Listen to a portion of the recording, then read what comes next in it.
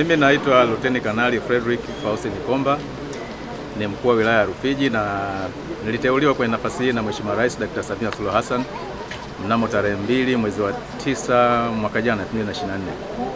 Kwa niko hapa wilayani kwa kumwakilisha Mheshimiwa Rais kwenye shughuli mbalimbali ikiwemo kusimamia shughuli za maendeleo kwa wilaya ya Rufiji, lakini pia kusimamia hali ya usalama kwa ujumla kwenye wilaya hii.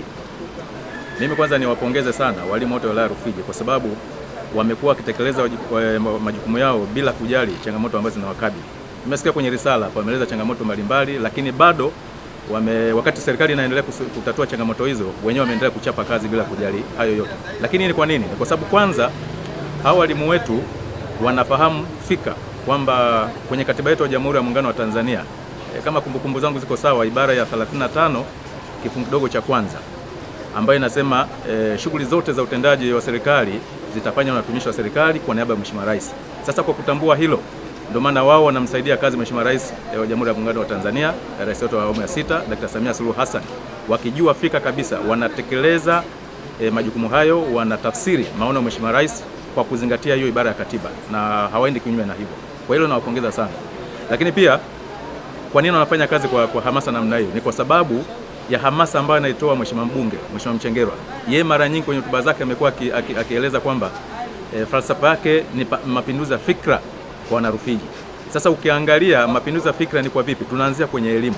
Kwa hiyo walimu bado wanatafsiri hiyo falsafa ya Mheshimiwa Mbunge, Mheshimiwa Mohamed Omar Mchengerwa, kwa kuhakikisha wanatekeleza wajibu wao wa kutoa maarifa kwa wanafunzi bila kujali changamoto zote ambazo wanakutana nazo au changamoto ambazo ziko mezani kwenye madawati mbalimbali ya serikali zikiwa zinashughulikiwa.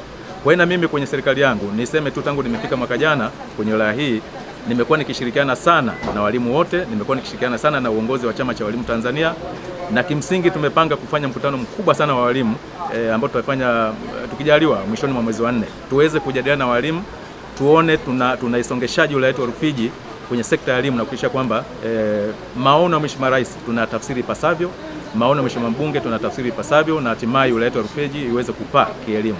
Na naamini kwa ushirikiano ambao wamenipatia, kwa ushirikiano ambao nimeukuta, tutafanikiwa na tutampa heshima Mheshimiwa Rais, tutampa heshima Mheshimiwa Mbunge. Asanteni sana. Kwa upande wa hali ya unyanyasaji kwa watoto, kwa kweli sijasikia kesi yoyote mpaka sasa hivi, na hii inaonyesha namna gani ambavyo walimu wanatekeleza majukumu yao kwa weledi.